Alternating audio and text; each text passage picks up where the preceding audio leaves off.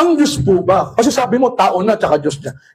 Yung bangsang nagdadasal, hindi niya ba hinubad yung kanyang pagka-Diyos? Kasi ikaw nag-insist na siya'y tao na, Diyos pa. Ngayon, nagdasal si Kristo. Yung nagdasal sa Diyos, hinubad niya ba yung pagka-Diyos? Inalis niya ba? O hindi niya nakasama yung pagka-Diyos? Naniniwala ka mga Seventh-day Adventist, kasi pumalit ko sa luwag bilang tao, siya ay Diyos at tao. Pero yung pagkatao niya ang nananalangin. Pero yung pagka-Diyos na saan? Kasama niya, pero yung pagkatao niya ang nananalangin. Kasama rin po doon sa nagpatira pa. Magkabukod na tinagay ni Kristo ni Kristo. Opo. Okay, hindi kita. May 30 seconds ako. Sa pagkina ng mga Seventh-day Adventist, pagkahiwalay na, magkabukod, bagamat isang persona ni Kristo, magkabukod niya ang tinagay niya sa kalagayan niya ng pagkatao. Yung pagkatao niya ang nananalangin niya. Opo. Nabasa ko po yung fundamental beliefs. Si Jesus po, ang isang persona niya ay binubuo ng dalawang nature, tao na Diyos pa. So, ibig mo sabihin, nung nagdasal si Jesus sa isa pang Diyos, yung pagka-Diyos niya, nandun kasama niyang nagpatira pa sa Diyos. Gusto ko lang maging malinaw. That's a gross misunderstanding ng doctrine. Sandali. Sasagutin ko sa Huwag mo muna ako sana, pinilin ako. Ang paniniwala niyo ba, nung si Jesus, si isang persona niya, binubuo ng dalawang nature, tao na Diyos pa, nagdasal siya, nagpatira pa, umiiyak, nagmamakawa sa Diyos. Kasama ba, nandun din yung pagka-Diyos nang nagpatira pa sa isang Diyos pa? Yung pagkatao na ang nagpatira pa, nananalangin sa Ama. Nasaan yung pagka-Diyos na? Nasa kanya, pero Nasa kanya, salamat. Ulitin ko mga kapatid. Ulitin ko mga kapatid. Hindi kayo bago kayo tatawag. Jesus ay nagtatawag-tawag.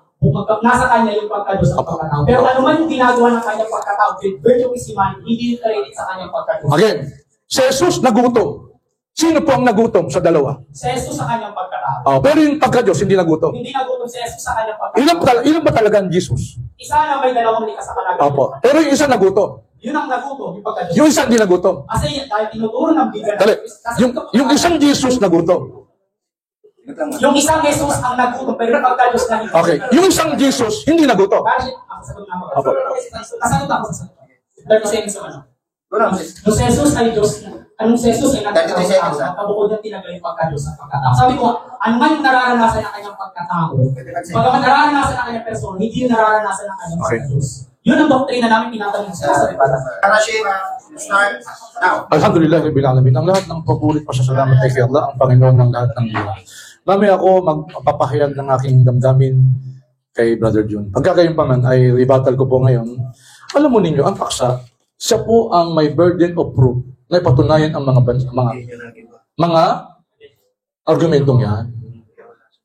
Hindi po ako ang may dapat magpatunay kung hindi ba sinabi ni Kristo na siya ay Diyos.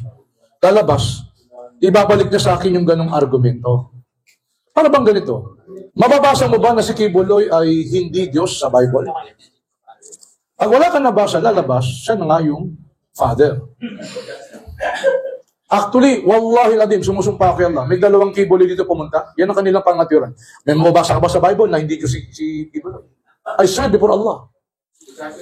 Nakita mo yung ganyang argumento? Ngayon, masama pa na yung nagpakilala o kinikilala niya ang sarili niya na siya ay Diyos. Ipakilala niya, ako ang Diyos. Ano po ang sabi niya? Magkakaroon daw ng kaguluhan pag sinabi niya ang Diyos. Di naglihim. Dapat pinalitan natin ang paksa. Nilihim ba ni Kristo na siya ay Diyos? Hindi niya hinayag eh. Lumalabas sa mga talatang binabasa niya, si pantaha niya, imagination niya, paliwanag niyang sarili. Bakit? Kasi kahit yung international scholar nila, hindi ganun ang paliwanag eh. Binabasa ko yung Raymond Brown. Binabasa ko sa kanya. Ano ba sabi ni Raymond Brown? Jesus is never called God in the synoptic gospel. And a passage like Mark, may kasunod, Brother June. Hindi mo binasa. And the passage like Mark 10:18, yung sinabi ni Kristo, why do you call me good? There is no good but God alone. Ano sabi? Would seem to exclude a preserved memory that Jesus used the title of himself. Meron nga siyang paliwanag dito eh. Na yung title ng Diyos, kasama yung talatang chapter 10 verse 18, hindi po papasok sa isipan ng sino mang bumabasa na si Jesus ang Diyos. Kanya nga, yung paliwanag niya doon sa chapter 10 verse 18, na sinasabi rin ni Kristo, bakit mo kong tinatawag na Diyos? Bakit mo kong tinatawag mabuti? Walang mabuti. Ang Diyos, may dagdag siya, may Diyos eh. Ako ngayon. Wala namang ganun. In fact, sa paliwanag, ng Seventh-day Adventist. Okay, kaya nga ginagamit ko to kasi dapat dito ka nagbatay. Para makumbinsi mo kami na ito yung official na paniniwala mo, hindi mo lang sariling interpretation. Kasi kung ganyan ang paliwanag mo, ito ho kasi talagang binabasa natin, sinisiyasat, hindi kailangan letra-letra. Ang dami ng ganyang gumawa eh. Nagtayo na lang ng kanya-kanyang sariling sekta eh. Kasi kanya-kanyang interpretation. Kanya-kanyang interpretation eh. Mantakin mo yung paliwanag mo. Please naman, Brother June. Pity for, hindi ko alam kung matalino ka, pero ano ba naman paliwanag yung Brother June? Nagdasal si Jesus. Ang nagdasal sa kanya, yung pagka-Diyos. Pero yung pagkatao. Pero yung pagka-Diyos, hindi nagdasal lang. Sabi mo, kasama niya sa isang, kasama. Nasaan yun? Kasama sa nagpatira pa. Hirap na hirap kang sagutin yun eh. Why? Wala sa talata na yung nagdasal, yung Diyos din. Kasi pag sinabi mo talagang ganun, Diyos sa tao na, sige na, tao na, Diyos pa, kasama niya sa isang persona, nagpatira pa. Aminin mo ngayon, yung isang Diyos, nandun nagpatira pa, nagpapatira pa, sa isa pang Diyos. O di dilema, ganyan ang paliwanag ng mga nagbabasa rin ng Biblia, katulad din ng dating daan. Basta na bang magdasal yung Diyos? Interpretation niya yun eh. Kaya hindi po pwedeng, unawa. Hindi, kanya-kanya kayo unawa. Come on, Brother June. Opisyal ninyo, ang sabi ninyo, ang namatay sa krus yung pagkatao, hindi namatay yung Diyos. Kinwestiyon kayo ng mga Christian eh. Kasi may mga Kristiyano ang namatay, both nature ni Jesus na tao na Diyos pa. Yan ang problema. Kanya-kanya kayong interpretation. Kaya nga, nasisisi mo ba ako, Brother June? Yan bang mga pinagsasabi mo, interpretation mo lang, sariling paliwanag mo? Kasi kung ganun, ginagalang kita. Kaya lang dumampot ka sa Baptist. May masama bang dumampot sa Baptist? Sandali lang, yung Baptist patakaw sa baboy. Hindi nagsasabat. Ba't ka doon ginagampot? Ng fundamental na paniniwala patungkol kay Kristo. Bakit hindi dito sa international scholar? Ito, meron akong binat. A group of international Seventh-day Adventist scholars wrote the SDA International Bible Commentary. Bakit hindi mo kinuha dito? Lahat ng paliwanag mo talata, salungat. Ni Glims, wala po. Kanya, ngayon, bakit daw binanggit ko na tao si Kristo sa Synoptic Gospel? Kasi mas maliwanag eh. Si Jesus napagod. Sabi ng Isaias, ang Diyos hindi napapagod, ni nalulupaypay. Paano mo ngayon? Isasaksak mo na naman kasi yung Jesus na tao, yun ang napagod. Yung Jesus na Diyos, hindi napagod. Kaya may nag-visit na pastor dito, 3 kali lang. Ano nangyari? 2 ng persona ni Jesus. Hindi niya naman reconcile yung dalawa eh. Doon nga kita inipit eh. Huwag mawalang galang sa'yo ha. Si Jesus namatay. Sabi ng talata, binuhay ng Diyos. Sino yung Diyos na bumuhay? Sabi niya, yung isang Jesus na Diyos.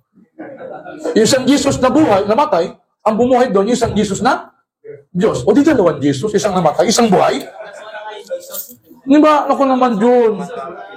Please naman. Huwag naman ganun. Ngayon, bakit ko po nagigiba yung kanya sinasabi? Kayo po ang magpasya. Naniniwala si Jesus na siya ay Diyos. Yun po sa Synoptic Gospel. Nagbasa siya patungkol sa iba lang. Hindi po sapat yun eh. Tayo mga Muslim, sabi na natin, bumuhay nga siya ng patay. Biit nila, kapahintulutan niya Allah.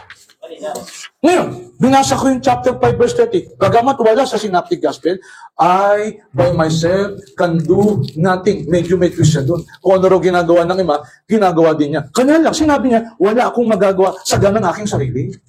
So lahat kapahintulutan ng Diyos. Ang Diyos ba pwede magsabi, wala akong magagawa sa ganang aking sarili, kailangan may kasama ako? Hindi po. Tapos, sino po ang Panginoon ng langit at lupa? Pinakilala, sabi niya, hindi daw obligasyon na magpakilala. May pinakilala si Kristo eh. Una, wala sa synoptics, pero sabi niya, ito ang buhay na walang hanggan. Na ano, makilala ka na kaisa-isang Diyos na tunay. At akseso Kristo ay iyong sinugo. Ano pa? 11:25 ng Mateo.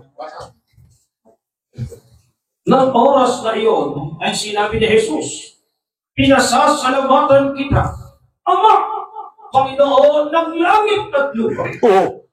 Kita mo? Ang Panginoon ng langit at lupa, hindi siya.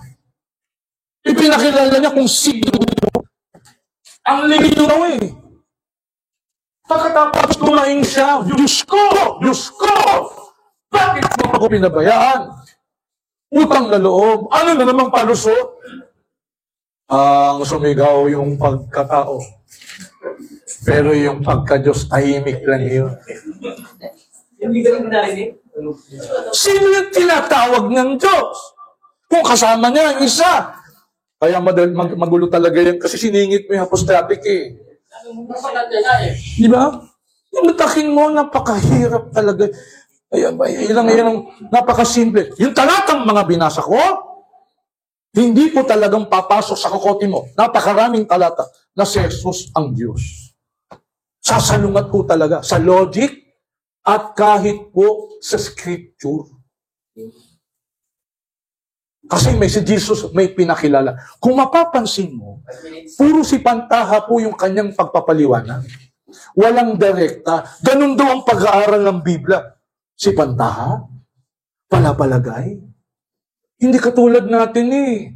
Kanya nga naliwanagan kami sa Islam eh. Napakalinaw na sinabi po ng Islam kung sino ang tunay na Diyos. Wala namang Muslim na magtatalo kung sino ang Diyos. Pangalan ng Diyos. Ilan ang Diyos? Katulad ng nangyayari sa inyo. Yun ang gusto ko ipahayag sa aking last attendik. Kaya, yun ang aking pinipilit kong paniwala, pinipilit kong tumpukin yung mga sinasabi, makumbinsi ako. Brother John, convince us na talagang si Jesus ay Diyos ayon sa Synoptic Gospel. Kasi yung mga talatang nilahad ko, ako naniniwala, giniba ko lahat ng mga sipantaha mo. Kasi direkta, ang palusot ko lang, hindi naman kami naniniwala. Hindi naman, talaga naman naniniwala kami, si Jesus ay tao. Therefore, aminin mo na, ang Synoptic Gospel, ang pagpapakilala, si Jesus ay tao. Sugo, propeta, ano pa sabi? Pagka-propeta ni Jesus. O yung ano, teka, yung sekreto pala, sabi, I tell natin yung secret. Okay, basa. Tingnan nyo, tingnan nyo. Wala sa sinabi dito. Pero ito sinabi ni Kristo. Sa Juan 18, talatang 20. Oh. Sinagot siya ni Jesus, "Ako'y hayagang nagsalita sa sanlibutan. Ako'y laging nagtuturo sa mga sinagoga at sa templo na pinagtitipunan ng lahat ng mga Hudyo at wala akong sinabi sa lihim." Wala pala siyang secret eh.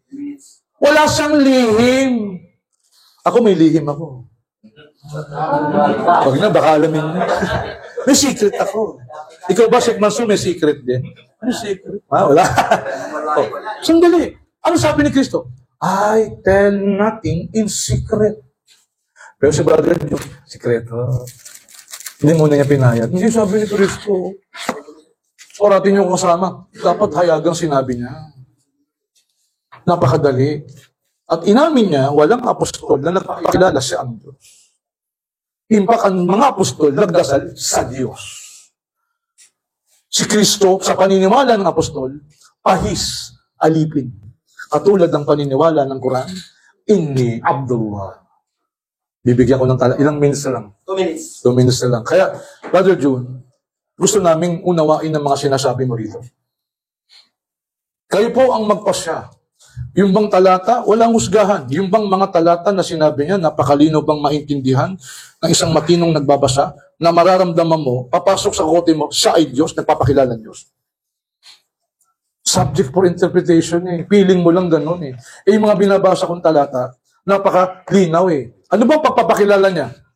Tungkol sa pagkapropeta. Di ba? Siya ay isang propeta.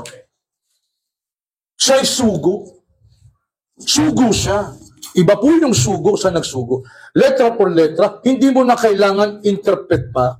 Yung mga talata out of respect, mga talatang ginamit niya, talagang pinilit niyang mag-interpret at nagbasa pa siya ng mga Bible commentary kuno, ng iba't ibang mga scholar kuno. Unfortunately, hindi po sa scholar ng Seventh-day Adventist, kundi scholar ng mga matatakaw, kumain ng baboy.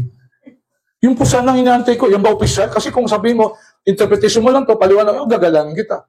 Kaya lang, hindi po official eh. Lahat ng sinabi mong talata, walang ganun sinasabi sa 7